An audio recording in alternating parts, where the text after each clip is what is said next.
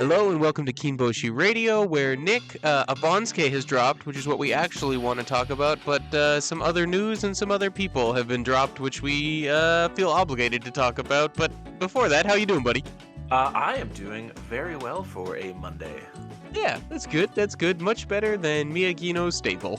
Oh yeah, oh man, it's a very serious scandal. It's just a huge bummer for me. Hokuseiho, bullying, it came out that in addition to a lot of the psychological stuff that happens in all sorts of stables, multiple occasions was beating his stablemates with a broom handle, which, like, is not that's not good. And in addition to that, some of the wrestlers who were abused had at one point brought photographic evidence of their bruising and the abuse apparently to stablemaster Miyagino, the former Hakuho, and nothing happened. And so essentially, Hokuseiho has been forced into retirement. I think Nick and I think rightfully, like this is a persistent problem in sumo, but this needs to be stamped out. It's obviously a very harsh punishment, but this has to stop. And I don't know how it stops without these harsh punishments. But also, it sounds like what's going to happen is Hakuho is not losing Miyagino's stable, but he's been demoted to the lowest rung of elders. But also, they're going to appoint a temporary caretaker for Miyagino stable, so Hakuho is not actually going to be training these boys anymore. And then the stable is going to gradually be merged back under the Isegahama umbrella. Like, I don't think Miyagino is going away. I don't think they're going to dissolve it, but I think it's just this idea that they're going to be under the leadership and stewardship of Isegahama, the bear that they split off from. Um, so also probably fair, but and I know Nick, I don't mean to keep dragging on, but we it's so complicated because a lot of this we think is happening because of anti-Mongolian bias, xenophobia in the JSA, which is rampant throughout definitely older generations in Japan, and especially in this sport. And so Hakuho, it's so tough because he was one that you and I both liked that he was telling Hakuho to take all the time you need for your injury, only come back healthy. We loved that he was like bucking some of these trends of the JSA and doing what we think is actually right for the athletes, not this tradition of be tough, force them back when they're injured, and then ruin their careers. Um, so there are some things that we really wanted Hakuho to be the light of change and to be someone that even though so many people in the JSA didn't like him and in the political circles, he had many factions forming against him. But because he's the GOAT, the greatest of all time, it's like it didn't matter. You know, he could still force it through. So we kind of wanted him to be a model of change. But if this is what's happening in his stable, then he was not a model of change. So I'm torn where there are. It sucks to see these political factions of these old dogs who we don't like, getting one over on Hakuho, and they're giddy as friggin' school children right now, which is also frustrating. But like at the end of the day, you can't disagree. Like he did something wrong. Yeah, no, and I don't like siding with the elders because they're just targeting. I feel like they're targeting him more than they would necessarily some others, but I think the decision is right either way. Like you said, this wasn't a one-time thing that he didn't know about. He knew that this was happening. He knew that the person who was alleged to be doing the abuse was the one who was being left in charge every day when he left, and because of that, I agree with the decision overall. Yeah. Because so right now in Miyagino, it's Hakuho is the Oyakata and Ishiura, who we both have loved, was the coach right now.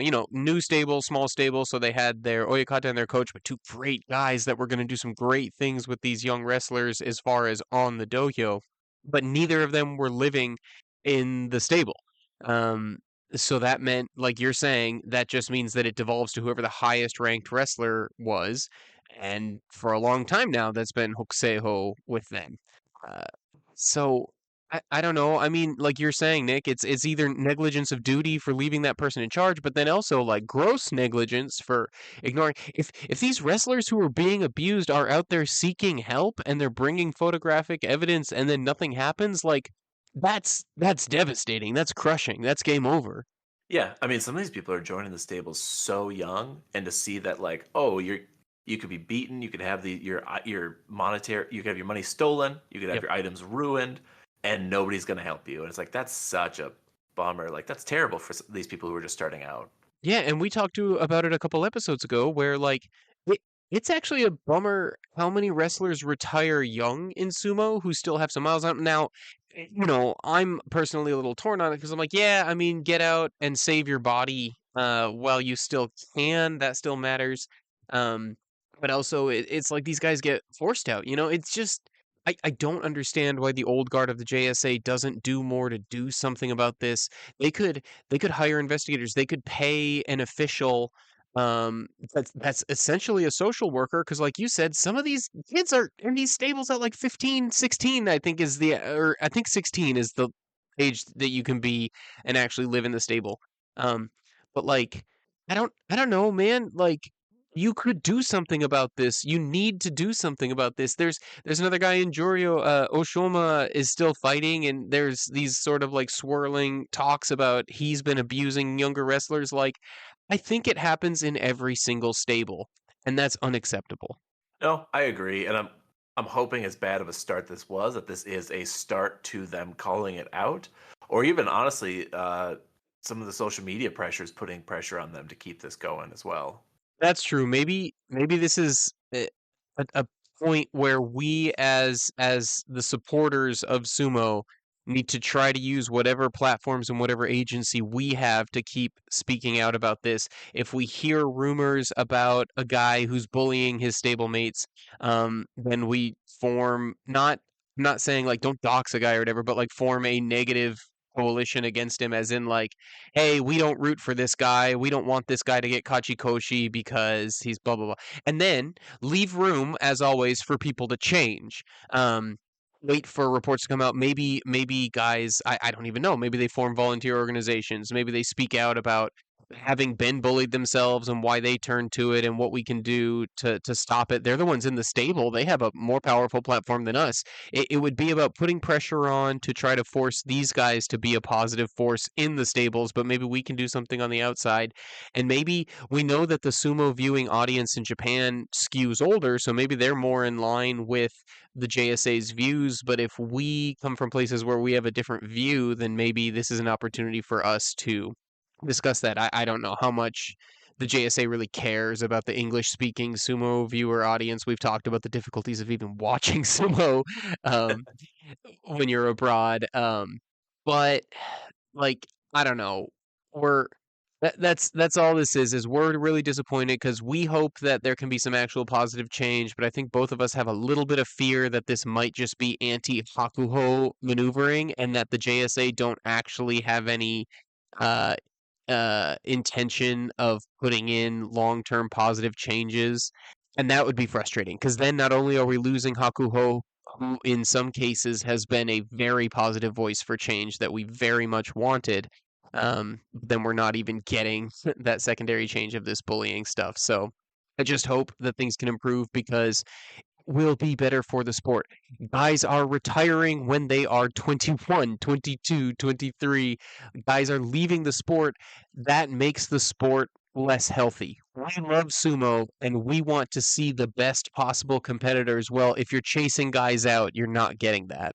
Yeah, like you said, I think right now the best you can do is just hope, and we'll have to wait and see. Yep, agreed. But now let's try to pivot. Let's get out of just had to start with the darkness a little bit, but it's Christmas Eve, it's Banzuke drop day. We got new rankings all over the place. And Nick, I'm pretty sure I think you might have struck your Sonyaku exactly. We were debating who might slide into the Komusubi slots because of the bloodbath that was the end of the last basho. But how you feel about these Sonyakus and your Komusubis specifically? I think I'm super pumped that I got it because I mean, some of it was easy. Like with Wakamoto Haru's performance, there was no way they weren't going to give him the Sekawake slot, especially with uh Kotono. Wait, shoot, they still haven't Y- listed as No, Kotonowaka. you're right. No, it's that as soon as we knew Kotonowaka was going up, like at first I was kind of thinking that Kotonowaka and Daisho would both stay Sekiwake, which would log jam Wakamoto Haru out. But once as soon as Kotonowaka went up to Ozeki, then it's like, yeah, okay, Wakamoto Haru right back to Sekiwake. Yep, exactly. And then the Nishikigi was that was tough. I think a lot of people were hoping for Asanoyama to get that slot over Nishikigi, but Nishikigi was a couple ranks higher, and honestly, Asanoyama, he had a good tournament last time. He went, he got 9 wins. He came back from an injury, but he did lose to Daisho on that last day, which is why I think we both think that he didn't get the Komusubi slot. Yeah, I mean, I agree with you too. I think basically with those 3 days lost for injury, and there were a few losses in there as well, so that he didn't end up getting to double-digit wins. But the JSA basically was like, okay, your Maegashira 7, but it's an absolute mess up here at the top. If you can get to 10 wins and beat a Sekiwake, then we will say you deserve to be Komusubi. He barely fell short. He got 9 wins and lost to Daisho on the last day, so I think this is fair. I think he still has the ability, obviously, to jump into Sanyaku now for the next tournament. So it's all good. He obviously would rather beat Komusubi, but the journey continues. Yeah, I mean, if he's still truly at where he thinks he is, or we think he is, he'll at least I think get Komusubi next time. Yeah, for One thing I literally just pulled this up because I was confused that Kotonowaka was still listed as Ozeki.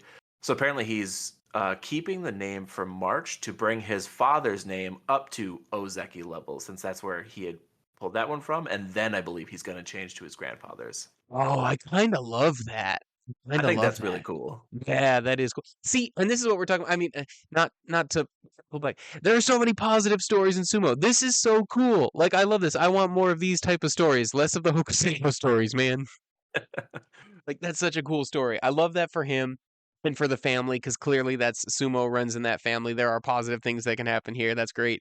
How about like your two Komusubi? So like, I think we both think they deserve it. Abi was the one that we were pretty sure. Like again, when I thought Kotonowaka was gonna stay at Sekiwake initially, um, it was that I thought that Wakamoto Haru and Abi would be the Komusubi. So that one's a lock.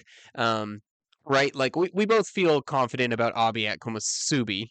Yeah, I mean, he's been bouncing right around between Komusubi to one for so long. I feel like that's his groove at this point. Yeah, I think that's fair.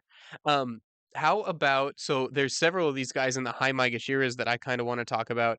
Um, Ura goes from Komusubi 6 and 9 to only dropping 1 rank to Maigashira 1.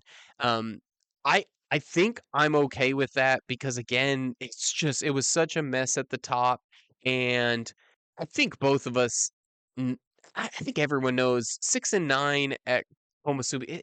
That's not really what Ura can do. That was a bad tournament, and he's able to throw in a bad one like that every once in a while. But this guy can still get 8 and 7 at Maegashira 1. I think so. It's just funny because I feel like Ura's so tricky in on the dohyo, and I feel like it pulled a little trick here to be able to. It just worked out perfectly for him. It is.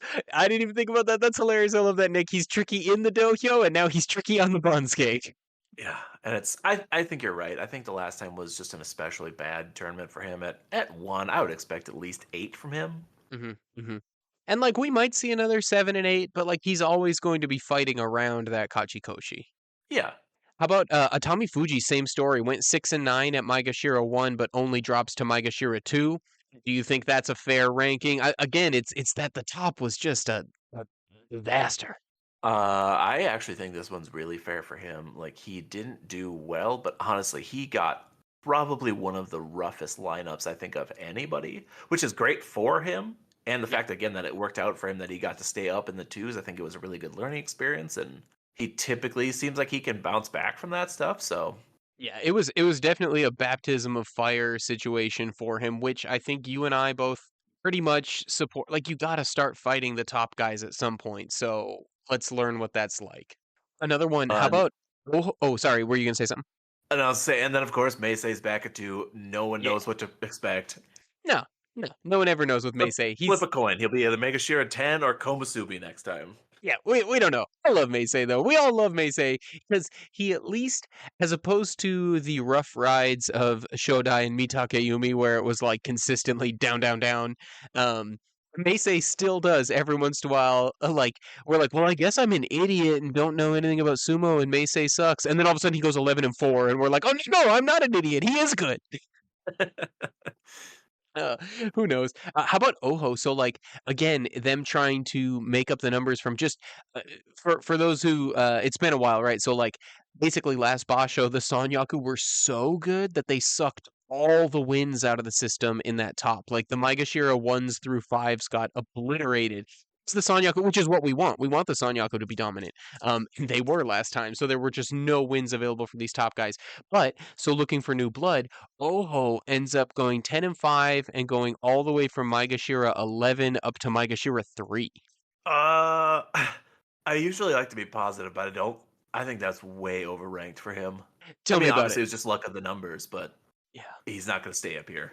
Yeah, I mean, I I we got some comments on 2 videos ago that I personally was really thankful for. So guys, like everyone keep leaving comments, let us know what you always think as well. Um, but some people were kind of like checking me where they were just throwing out stats on Oho's age, which I think is a really important thing that I personally have kind of been neglecting. This idea that like, hey, he's still really young. Like it's not impossible for him to mentally still be putting it together. You know what I mean? Um, and so after hearing that, like it was let's see here, Daniel Hazel Rigg was who left the comment. And he was pointing out how we were praising Kotonowaka but putting down Oho. Um, and you know, I kind of in my head think of Kotonowaka and Oho as the same age, but they're not. Oho is significantly younger than Kotonowaka, and so Kotonowaka has had that time. It's taken him until now to get up to Ozeki. So, yeah, I don't know. And another point he brought up was really interesting, but Oho has no Sekitori teammates right now. He has no one in his stable like to train against at his level. He's only getting those top training experiences when he does Interbaya things. So I say all that to say, Nick, I'm not necessarily reversing my opinion. I'm very frustrated that I think Oho's really good, but he doesn't uh, put it together the way I want him to. When I am harsh on Oho, it's because I want more from him. But so that is at least reset the clock for me. So I'm kind of like, okay, maybe let's try it again. Maegashira 3, let's try it again, big guy. I love when people drop that type of stuff because I do, I do like it, especially when we are being a little negative on somebody, just for somebody to come through and kind of Oh yeah, rescue them a little bit. Like I like that. yeah. I agree. You know, now that you look at it with 3 year difference, I think it was just so easy to look at Coach Inawaka doing that steady rise during the same time and be like, no, they should be doing the same. So I think that's a good call out. Yeah, and just like looking at my life, because it's 25 and 22, right? Oho's, is that right? Donawaka's 25, Oho's 20, or is it 24 and 21? Coach Inawaka was born in 97. Donawaka 97, which means he's, yeah, like 27? 25. Either way, those gaps for me, whether it's 20, 21, 22, like when I was 20, 21, 22 versus when I was 24, 25, 26, big difference mentally. Like, don't get me wrong, both of those versions of me were disasters, but one was way worse.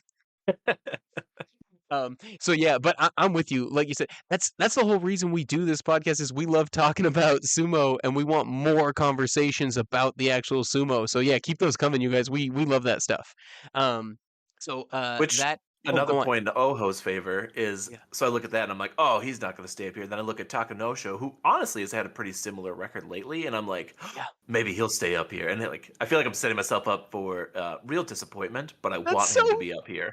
that's so funny. I feel exactly the same way. Like I look at those two guys on paper, whatever. I look at Takanosho and Oho having the same rank, and I'm like, oh, well, Takanosho, yeah, of course you over promote him. He just deserves this. But Oho, blah, blah, blah. Both of them went 10-5 last time, but Takanosho went 10-5 from a lower rank. He was Maegashira 12, or Oho was Maegashira 11. Like, yeah, I'm with you. It's funny. Again, we think both guys could do something great, and we've seen from Takanosho that he's Sekiwake grade.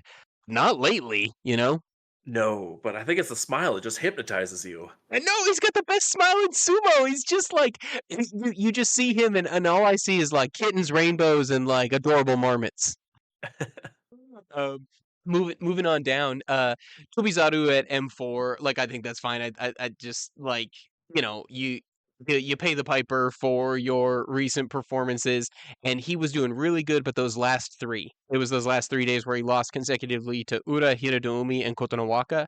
The Uda and Hirodoumi losses, like we both like those guys. Hirodoumi really grounded out to have that positive record at the end, and we talked about Uda's struggles, but how his caliber is better than his record.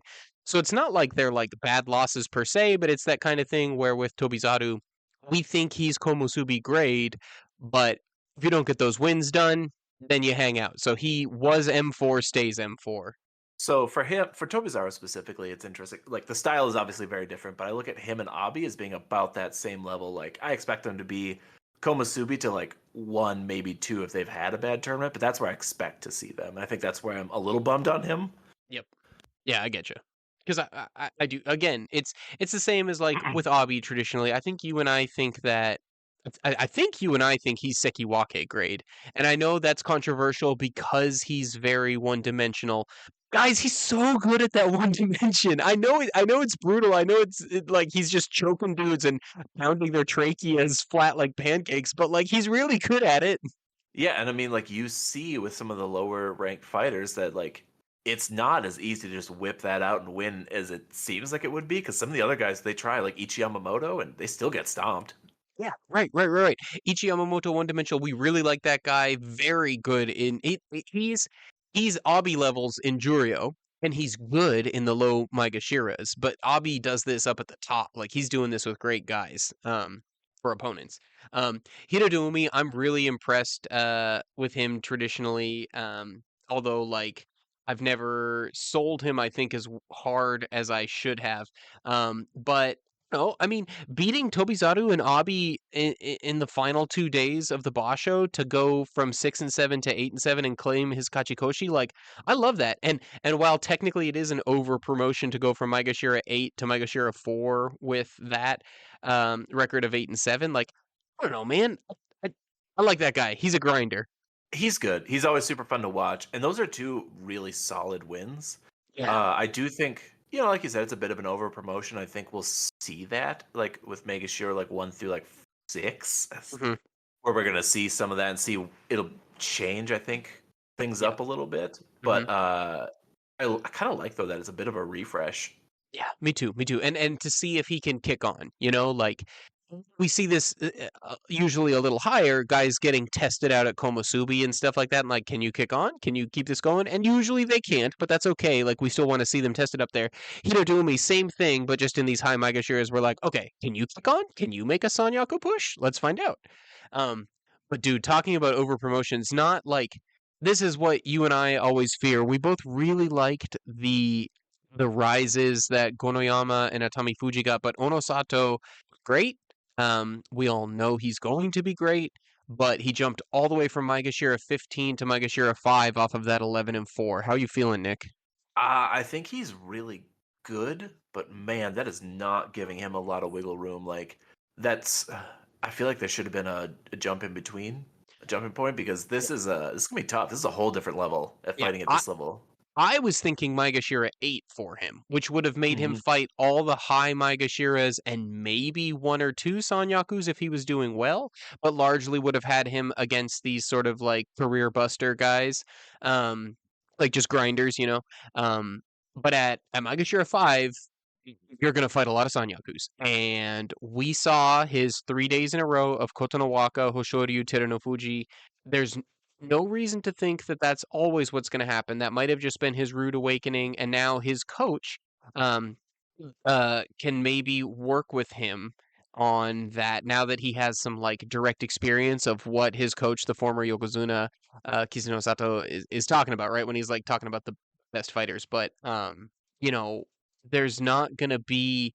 He doesn't get to fight Bushozan anymore. He doesn't get to fight Aoyama anymore. These are all going to be really strong fighters. Yeah, because I mean, you can train all you want, but once you actually like hit the ground, you're in it. It's totally different. So I think that was good experience. But does he have enough to even fight at this level? Right, That's where I right. feel like it might be a bit of a disadvantage for this over promotion. Yeah, and we'll see. I mean, I like he can. You know what I mean? Both of us think.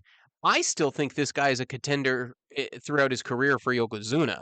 Um, but it's just like it's really early, man, and sometimes early on you get smacked down. Atami Fuji, we talked about his first Makuuchi basho and getting absolutely obliterated before coming back and showing everyone what he truly is. So just that's my fear, is not for his career, but for this next tournament. Well, exactly. I mean, we've seen a lot of those guys with Nishiki Fuji, Kimbo-zan, a lot of people who got up, and then now you look at where they're at, and you're like, okay, that's usually what happens. Yep. Yep. And then this whole middle chunk, I just kind of want, like, this is where it starts to be like the numbers got less guessworky. So these guys I kind of all think should be where they are. Midori Fuji, kind of love him at M5. It means he's going to get a few matches against Sonyaku, and he's going to have either some exciting matches or some full-on upsets. Love Mighty Mouse. Get him in there. Tsurugisho, super excited about this rise. Like, with this knee injury still going, he's just like a mountain of a man, and he's getting it done. Gonoyama drops a little bit here to M6, but I think that's going to be good for him, get his feet back under him, because we both still think potential Ozeki for this guy. And the Iron Man Tamawashi is back up to M7. I like that. And Kinbozan kind of hovering in these middle ranks. Like, this is kind of, I think, where he's settling in his career. He might kick on again in the future, but, and then even then, Onosho at M8 kind of feels a little low after getting double digits, but two of those wins to get to 10 and 5 were Fusensho victories. And then Takayasu, after pulling out twice, M8, it's like, yeah, I mean, this is either another opportunity for him to get healthy and run up wins against guys who are not as good as him, or he's still hurt, and so this is where he should be. Yeah, which is interesting because him hurt at this level is still he's gonna have a pretty good record. Yeah, yeah. How about any of those other guys? Anything you? I know I'm going through it kind of fast just because we got lots of wrestlers to talk about. But anything else you particularly wanted to talk about, Nick? Not with that group. The next one's a little bit with it's um seeing Shodai Mitakeumi go from like Ozeki to Megashira 10 lined up Together. perfectly in like a year and a half. Super Ugh. weird. It's super weird. We both think that, although, like, what has happened to Mitakeumi's lower body? Like, it seems like his pushing strength is all gone. What has happened? I don't know. I don't know if it's something he's just not recovered from, if something happened, or if it's just I don't know, to be honest with you, if he's just aged out a little bit. Maybe, yeah, maybe it's just the because obviously, like we talked about, he got Ozeki extremely late. Maybe it's just that. It's just like not everybody can be a Takada Fuji, a Tamawashi, and their bodies keep them going that long. Like in sumo, I just because of the extra weight they carry and how brutal it is. Like we talked with Phil last episode, like getting some more context around that dudes having arthritis when they're 16 years old because of sumo. Like, yeah, maybe just in your early 30s you age out.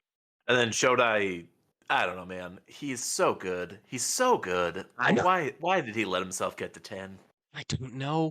It makes no sense. I have no idea. Like, but at least we still get to watch him fight, and sometimes we get to see the Shodai that we want, and those days are awesome. Yes, and I do think like I don't think he's gonna have a sorry, he shouldn't have a whole lot of issue around Megashira 10. Like he should absolutely clean house and get back up to maybe the uppers 5 to 3, which is that's where I kind of like him, or maybe even a little Yeah, higher. But yeah, yeah. we'll see.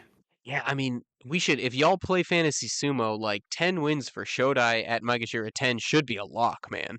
Um, and then just above them, Koto Shoho, exciting to see. He, like, he dropped down to Juryo and then kind of got healthy, both mentally and physically. And now this is good. Seeing him at M9, like, I would love to see, the Koto Shoho that we all thought we were getting, when he first came up and was the youngest wrestler in Makuuchi years ago. Um, and then Hokuto Fuji, everybody loves the bulldog. He's one dimensional too, and he's definitely his body is starting to feel it. But when he's clicking, it's a ton of fun. We're both big Ichi Yamamoto guys, but M11 is probably where he's supposed to be. This is where he'll grind for 8 and 7s. Sada Naomi, another one that we always like to see. He's just one of these aged veterans, 36, keeping it going. Shimazu, cool to see him get up.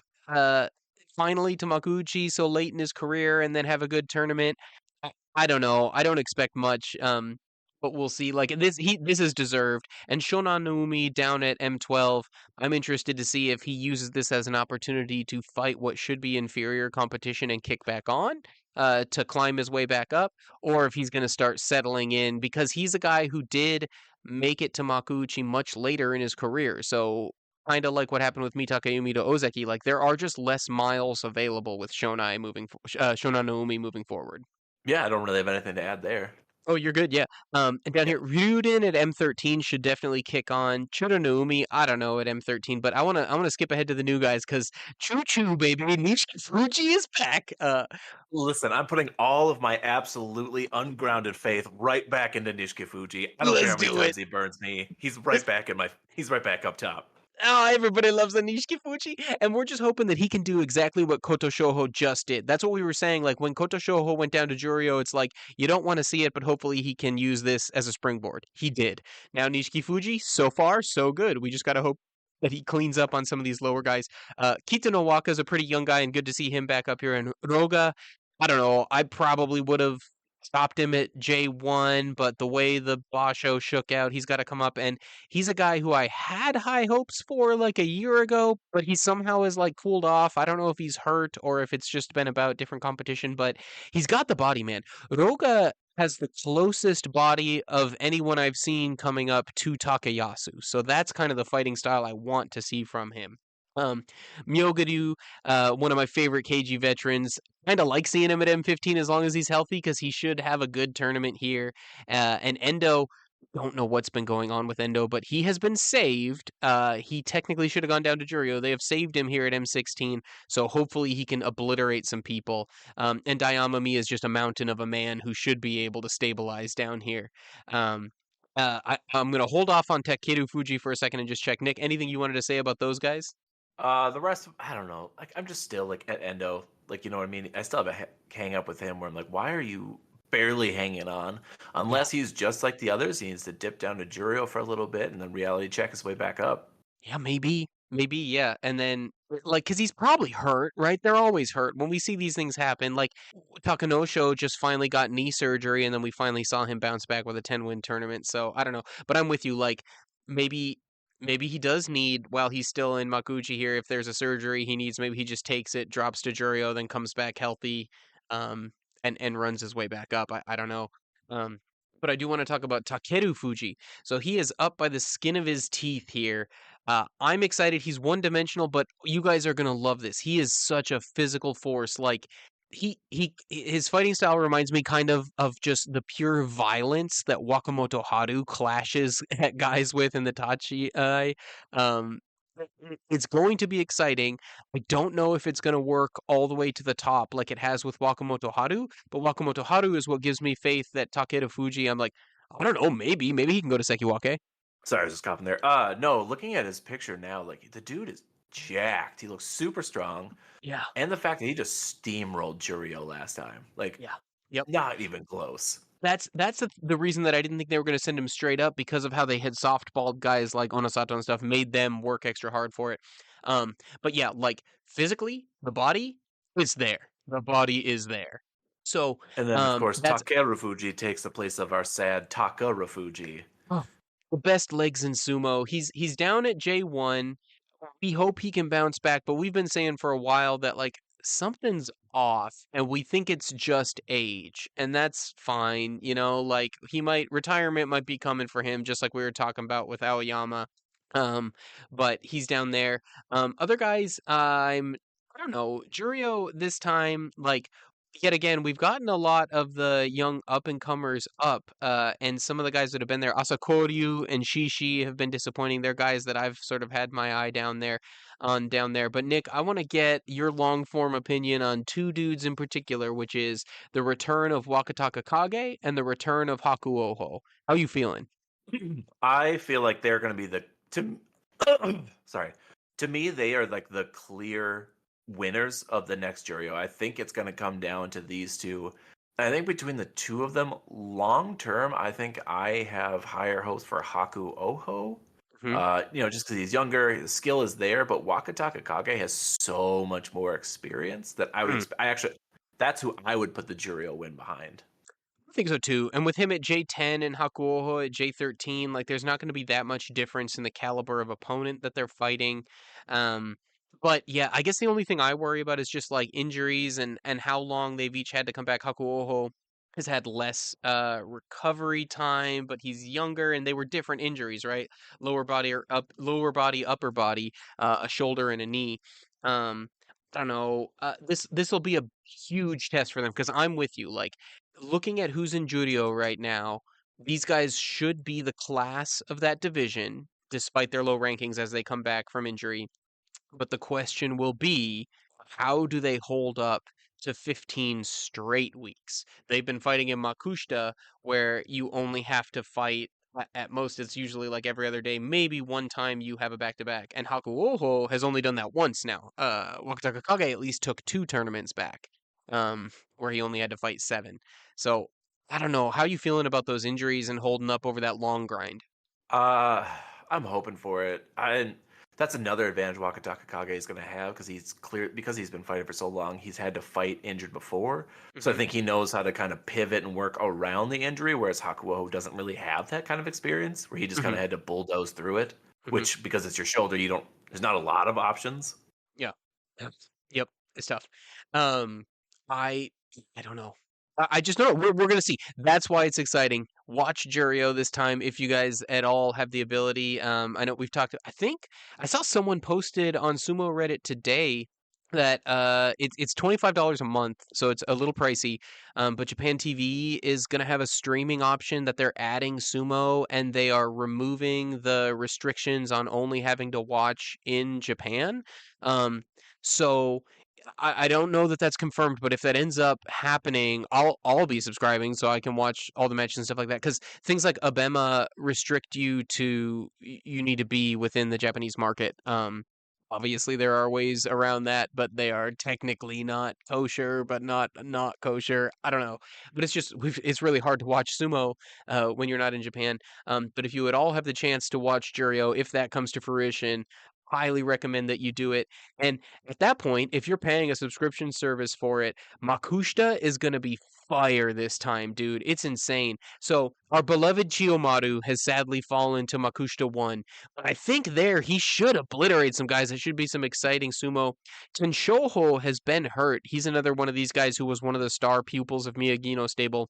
But he's not been healthy, but I'm hoping he either is now healthy or fighting less than a full schedule, fighting only those 7, that you guys will get to see the glory that he was back when he was Mukai Nakano, just a brutal pusher thruster. Yuma is so solid at Makushita 2, and Onokatsu is another one of these young up and coming Mongolians he's older because he started sumo later, but like really exciting. And Kayo, this like giant boulder of a man from Okinawa, is super exciting. Like Makushita is gonna be good this time. Besides that, though, um, I want to talk about a very important figure to you and I, our boy Aonishiki. So he has now fought in 2 tournaments. He's never lost a match. He's 14-0, and he's won 2 Yusho. So our Ukrainian, our surrogate rebirth of Tochinoshin that you and I are both trying to ride up the ranks is now in Sandanme, and very high Sandanme. I think he really probably only needs 5 wins to get promoted from Sandanme to Makushita, but we're both obviously hoping that he can do the 21-0. And what I'll say is the 14-0 thing and 2 championships is incredibly impressive always, but it's not exactly rare. It happens a lot and has happened a lot recently. Takerufuji, who we just talked about, um, November 2022 and January 2023. So like just last year, he did it. He did the 7-0 7-0, and then he got to Sandanme 19, so right around where Aonishiki is now, and went 6-1. So it's kind of like it ran out of steam.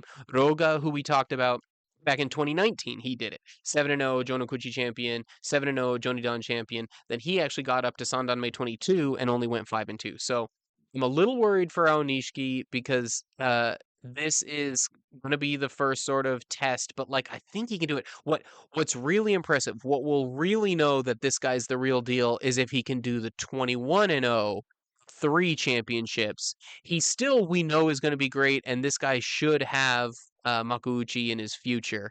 Um, but I'm really hoping for that third 7-0 because that's when you know, okay, this guy, this is dominant. Yes, and that's what I'm really hoping to see.